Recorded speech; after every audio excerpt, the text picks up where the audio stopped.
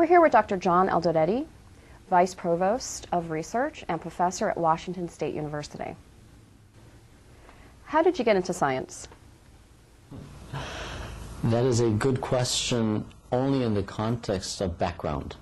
And what I mean by that is, so I come from a very large, poor family from northern New Mexico. Not much opportunity there. But I happen to be good in mathematics, okay? And despite the low socioeconomic status of the community I came from, the high school I attended had really excellent programs, and one of them happened to be in math. So by the time I graduated from high school, I was already into Fourier transformations and Poisson equations, so it was kind of like natural to head towards a science direction. It was kind of natural. Now, you got to understand that when I graduated from science, it was Vietnam, and we had a draft, and my draft number was 4, so I should have gone to Vietnam. But that didn't happen for many reasons, and that's a different subject, and I ended up going to a science elitist school called New Mexico Tech. South Central New Mexico, 850 students, only 30 women.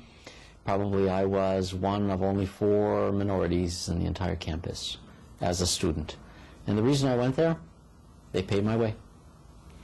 Because it was science elitist, I have to tell you, many people don't believe this, that I knew that no matter what science, I wanted to be a professor within several weeks of arriving on campus, even though I knew from nothing. And the reason I say that is because I happened to be in a place where all of the faculty loved what they did. They had a passion for everything they did, and they displayed it and expressed it. And I basically said, I want to be like that.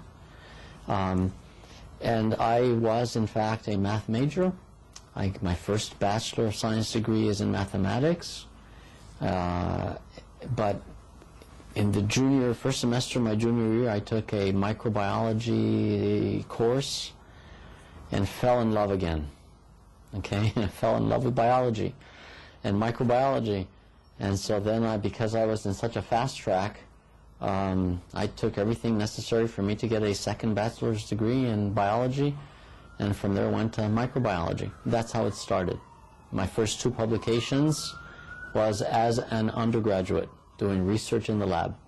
And once that kind of happens to you as a very immature, naive minority student, falling in love with science and knowing that you can do something, you basically are sent in a direction where it's going to become reality, and that's how I got into science and microbiology. What are some of your personal hobbies and interests? So I like to read a lot, okay? And in fact, to show you how much I love reading, and it's all subjects, not just science, but as a scientist, right, you don't have enough hours of the day to read enough. When I was president of SACNAS, the Society for the Advancement of Chicanos and Native Americans in Science, I wrote a quarterly journal or publication for the organization, and I would always list no less than 5 books that I had read from one quarter to another and summarize them for the students to hopefully get them to see the value of reading anything and everything. And of course, as you know or may not know, your generation is one of the most poorly read generations that we have had in this country, and it's really too bad, and it's something that's going to hurt, especially minorities who want to go into the sciences. We need to be voracious readers. We're not reading as much as we should read. That's one hobby. I love to read. Travel. I mean, I've been traveling at the taxpayer's expense since I became a scientist. I've traveled all over the world. Imagine giving seminars in the same classroom, standing on the same podium that Albert Einstein used when he was a young man beginning to develop his theory of relativity. I've traveled all over the world, and I've not spent very much of my own money because I've been invited to give talks or I've attended conferences. And I fell in love with traveling, even quite young, through books that I read, and always knew that I wanted to go visit some of these countries that were only in my imagination. And I guess what I've already told you is that to be a scientist is really to live a very privileged life. So traveling is another habit. Well, it is a habit, but it's certainly something, a hobby that I enjoy. Reading, traveling, you know, the outdoors represents another avenue of living that I love and enjoy, and helps keep me grounded and connected, right, to the earth and to family, and of course being around family is certainly like a hobby, and for, I think, our culture, very valuable and important. If you lose that, I think you're losing a big part of who you are. Those are some examples of some hobbies. What impact do you see making in the future? Oh, you know, I retired from the University of Texas Health Science Center, where I was at for 30 years as a microbiologist. And then I took on this newer position at Washington State University. I wanted to go from a medical school setting, you can ask me about that, to a comprehensive undergraduate research university, because I wanted to learn a whole new skill set and impact the students, especially minority students in science, in a kind of different way. So I see that for the remainder of my career, which maybe is like 5 more years, is the impact is to basically try to lead the way in new programs or models or paradigms for how to get students to believe that they too can aspire to be the best scientists in the country and the world. I'm not sure that we are doing that to the extent that we should be doing.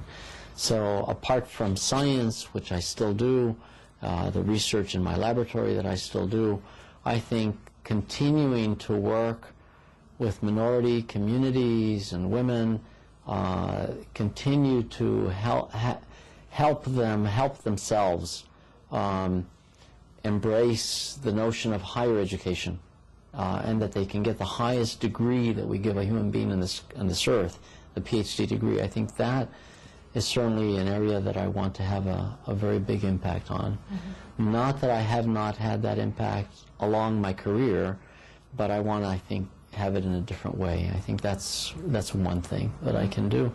A second thing is, in the latter part of my career in science, I made an invention. It's a point-of-care diagnostic to help identify women who have the sexually transmitted disease that I've studied all my life. I think that is very important. So giving back to community that way through the science that I have done is important, and I want to continue to do that. If people call that applied microbiology, that's fine, and it's basically taking the knowledge base that you've created over 30 years and basically translated into products that help people. And it's more than just helping a community or a town or a state or a country. It's helping people all over the world, and that's become a very important part of my life.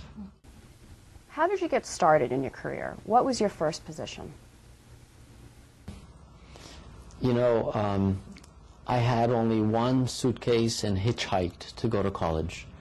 And once I got to college and it was all paid for, doors were open the moment faculty invited me to work in their labs, and that's where I've been all my life. And what I found is that at every year, every level of my education, things have become better in the sense of financial security, but better also intellectually.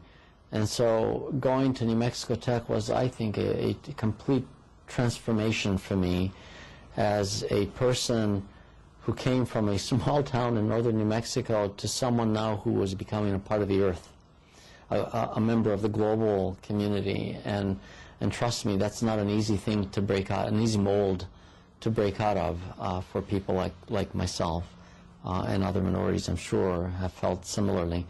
From New Mexico Tech with my 2 bachelor's degrees and my new love for biology, I went to the University of Kansas to get my PhD degree, which I got in 3 years. And then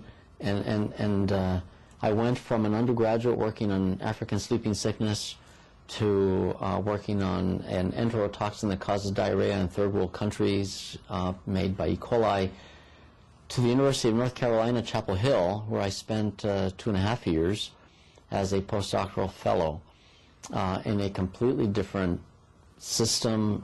There I worked with the syphilis spirochete. That was my introduction to sexually transmitted diseases, and it was while I was a postdoc that I learned a lot about the National Institutes of Health and funding and what they call requests for applications, because the bug I have studied for 32 years, Trichomonas vaginalis, was poorly studied then with the techniques that I was learning, so they wanted new people coming into this area, and so for me it was an easy thing to transition into. Then from being a postdoctoral fellow to getting, or landing maybe is a better word, a faculty position at a let's just say ivory tower kind of university, medical school setting, University of Texas Health Science Center at San Antonio, was a very big step, and another kind of learning curve. The thing about all of these steps, including going now from Texas to Washington State, the thing about all of these steps is that we have few, if any, role models. So at every step it's being thrown into the fire and you have to survive. So you've got to have those survival skills, and you've got to simply be a fast learner, and you've got to really know like how to do things in different settings, and just basically learn how to survive in new environments. This is also something, whether it's here in the New York City metro area or whether it's South Texas or northern New Mexico, is very difficult for our families, students, to leave and to realize that they can, after a while, learn to survive anywhere, as long as what they have is the kind of happiness that being an academician gives you, or being involved in academics gives you. That's been the pathway. And I'm sure there will be yet another pathway someplace, somewhere. I don't know exactly what that's going to be in the next year or two, but that's it. That's the pathway. It's not linear. It's circuitous, and living in different geographic areas is a challenge. But I have loved it. Once you settle, you realize that, man, I'm learning so much in a different part of the country.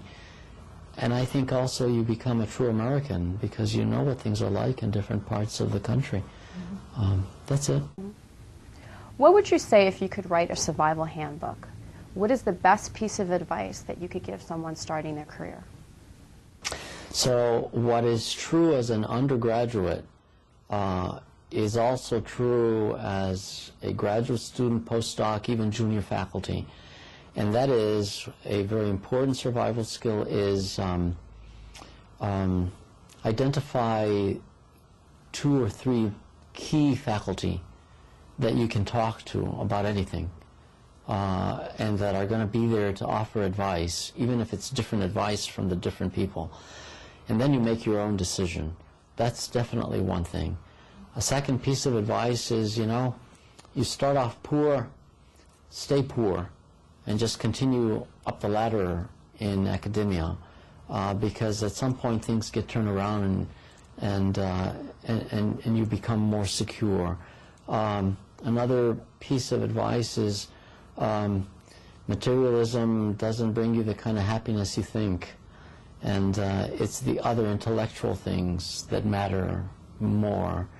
A fourth piece of advice is stay grounded to culture and family, because you'll find lots of scary moments as you're going through your education and system and developing and growing, and when you travel. And what permits you to succeed is the fact that you can always come back to this culture and family and regain your strength and security to go back out into the real world again, and to keep going. So those are 4 pieces of advice that I can give you in the spur of the moment. I'm sure there are others that if I think about it a little bit more. This has been very helpful. Thank you very much. You're very welcome.